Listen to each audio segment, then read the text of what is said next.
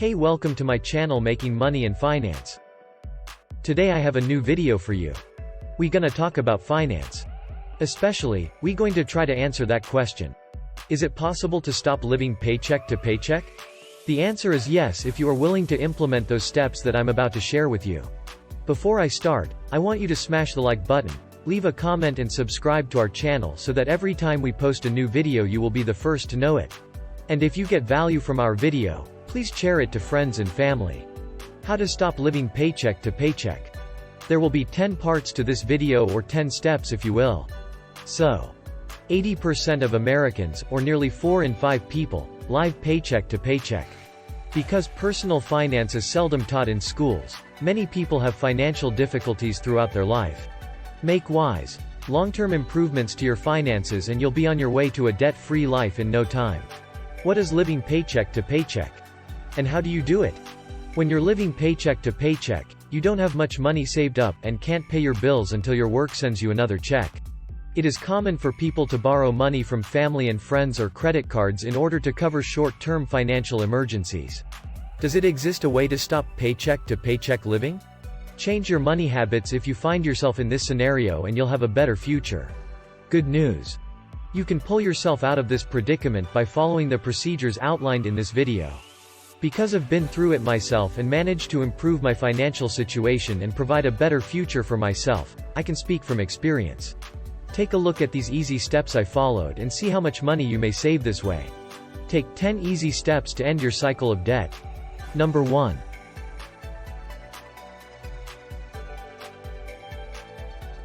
Pay yourself first. In my opinion, this is the most critical step in the process. In fact, if you only follow this one step, you'll be guaranteed to succeed. Generally, paying off one's debts comes first, and whatever money is left over is usually put towards savings or investments. Aside from their mortgage or rent, they must also pay for all of their other essentials such as food, clothing, transportation, utilities, and other miscellaneous expenses. People often put off saving or investing because they don't have any money left at the end of the month. Financial freedom can be achieved by putting yourself first and paying yourself first, which will free you from living paycheck to paycheck. What is the process of pay yourself first? Paying yourself first is setting aside a portion of each paycheck and letting it grow in a savings or investment account. Paying yourself first isn't easy. You should ask your company to contribute 10% of your salary to a new savings or investment account that you open. Afterwards, deposit at least 10% of your earnings into this account. Automated deposit options are available at many banks and brokerage businesses. This is the key to no longer being a victim of the poverty trap. If you wait a few months, you'll see a significant increase in your account balances. When you prioritize your own financial well-being, you can be confident that your investments and emergency reserves will grow over time. Number 2. Create a budget and stick to it.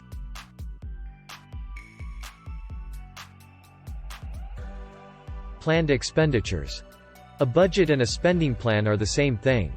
It's a monthly budget that outlines your financial goals. My monthly expenses are equal to about 60% of my gross revenue. 40% of my income is invested and saved. At the end of the month, you'll have a savings of $1,600 if you earn $4,000 a month. The monthly cost of $1,600 might easily mount up. That works out to a savings of $19,200 each year. Number 3. Track your spending. Most people find tracking their spending to be an eye-opening experience. To a large extent, everyone is aware of their personal earnings. How much money do you spend each month? Most folks don't know. Knowing where your money goes on a monthly basis is essential if you want to stop living paycheck to paycheck. You have to keep track of every single dime. What's the best way to keep track of your money? In order to see where the bulk of my money goes each month, I categorize my transactions into various categories. Having an idea of where my money was going, I was able to cut back on unnecessary spending and just pay for the essentials. To save money, cut unnecessary expenses and lower your living costs. In an effort to save money, I've taken the following steps. Smoking and drinking are bad for your health. Worked out at home or in nature instead of watching TV. I was able to save money by not having a car. Avoided paying interest by using debit cards rather than credit cards. Negotiated a reduced rent with my landlord and downsized to a smaller, less expensive apartment. Number 4. Track your net worth. Another important approach for avoiding living paycheck to paycheck is keeping track of your net worth. It gives you a clear picture of your financial situation. Having a large number of assets and low liabilities should be your ultimate financial objective. Zero liabilities means zero student loan debt, zero credit card debt, and a paid-off mortgage in a perfect world. If you don't own anything, you don't have to use your wage to pay off debt from previous purchases. As a result, your savings and assets will grow considerably more quickly as a result of this strategy. Number 5. Set aside money for unexpected circumstances. The first thing you should do if something happens to your health, your work, or an unanticipated emergency is to put money aside in your savings account. Before you do anything else, Dave Ramsey advises you to construct a $1,000 emergency fund. Check out his 7 baby steps to assist you get out of debt if you're struggling. A separate checking and savings account should be used to develop an emergency reserve. Why? Because you won't be able to spend the money readily.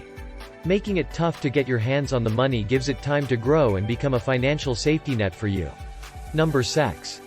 A brokerage account can be opened by anyone. The stock market is where the wealthiest people in the United States made their money. Rich men who have amassed fortunes in some of the country's biggest corporations include Warren Buffett, Bill Gates, and Jeff Bezos, to name a few. They became wealthy through stock ownership, and you can do the same. People of all ages and backgrounds are eligible to invest in the stock market. Why wouldn't you want to? Companies that trade on the New York Stock Exchange have an impact on our wallets every single day. But what if you're still not persuaded? I'll break down how much money I personally invest in publicly traded U.S. corporations. As a fast reference, here are the following.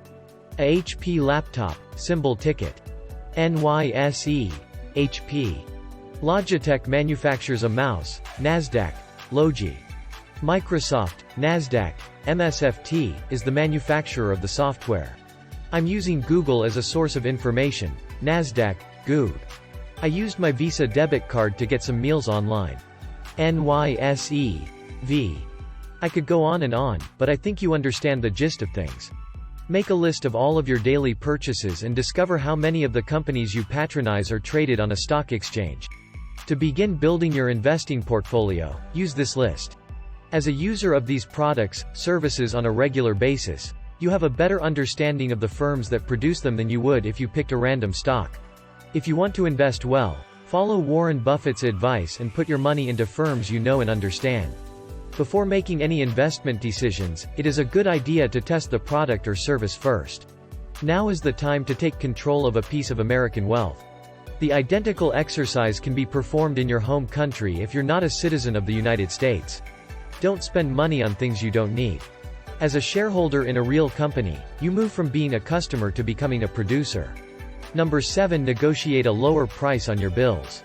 Insurance, housing, food, and other monthly subscriptions are all overpriced by the vast majority of individuals. With a few phone calls or emails, you may be able to lower your monthly payments. Start with your rent, mortgage, which is likely to be your largest monthly payment. Listed below are some pointers to get you started. Renters. Obtain a lower monthly rent by signing a long-term contract with your landlord. Consider paying in cash to get a better deal. A check or bank transfer has less purchasing power than actual cash. Refinancing your mortgage to a lower interest rate will save you money every month for homeowners. Ask for a cheaper premium from your insurance providers in the same way. Most businesses would rather keep a repeat customer than cut their prices. Subscribing to a cheaper monthly plan will save you money. You can save money if you get a longer-term plan if you actually need it. Many subscriptions offer discounts of up to 30% on annual plans. Make contact with these companies to see if they may help you save money. The savings you may make in only a few days with these simple modifications will amaze you. Number 8. Increase your sources of income. Millionaires have an average of 7 sources of income, according to research. Most people who earn a living by working have only one source of income, their salary. Financial stability and savings can be improved by bringing in a second, or more, source of income. Even more quickly. The best part is that you may use this money to achieve your long-term objectives, such as paying off your house, saving for your children's education, or retiring early. While most people claim they lack the time to generate a second source of revenue, this claim strikes me as absurd. Keep a log of your everyday activities and see how much time you spend on unnecessary things. For one day, jot down everything you do in an hourly fashion on a piece of paper. After that, take a step back and see if you can find ways to make better use of your time. Social media is, for the most majority of users, a time waster. With a side hustle as your primary source of income, you can finally escape the cycle of poverty. The following are a few fun ways to make additional cash right now. Find out from your peers what you are truly good at, and then charge for your services in that area. Shop at Amazon or eBay to sell your wares. On Fiverr or Upwork, advertise your services as a freelancer. Dog walking is a lucrative side job. Become an Uber or Lyft driver, if you have a car. Building a second source of income can be done in a variety of ways. Invest sensibly with the extra money you get from your second job.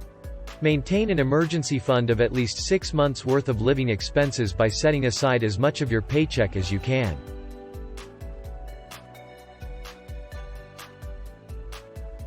Number 9. Alter your social circle.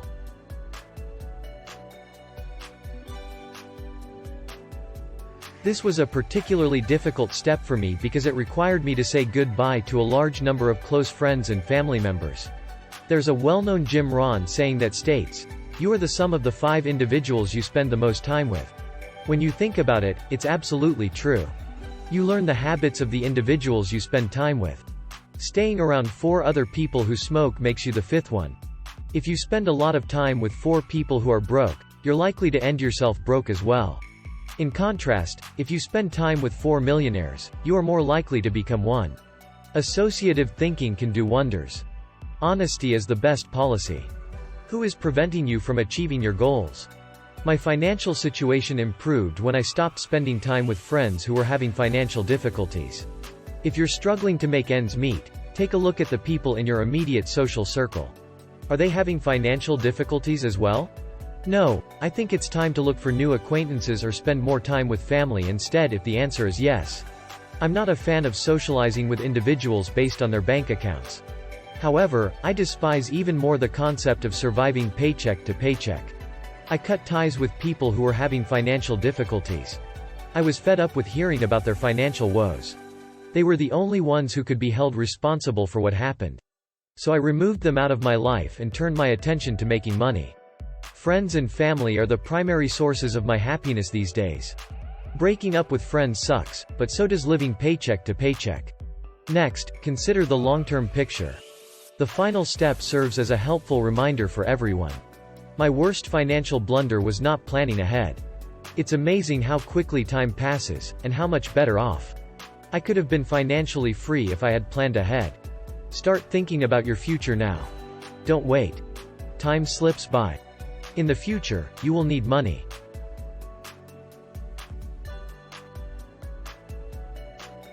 Food, transportation, childcare, and a place to live are just few of the many things we have to pay for on a regular basis. Expenses such as these will never go away. As a result of years of hard work, you deserve to enjoy the fruits of your labor and build up a nest egg. Start thinking about your financial future in terms of a 10-year time horizon. That's the mindset shift you need to get out of the payday to payday financial quagmire. Start laying the groundwork for your life in 2030 by imagining it. Financial decisions should help you achieve your long-term aspirations. What are your long-term ambitions, and how will you achieve them? You are capable of doing this task. Start doing something now. Thanks for watching. Please, if you got anything out of this video, share it with friends and family and don't forget to subscribe. As always,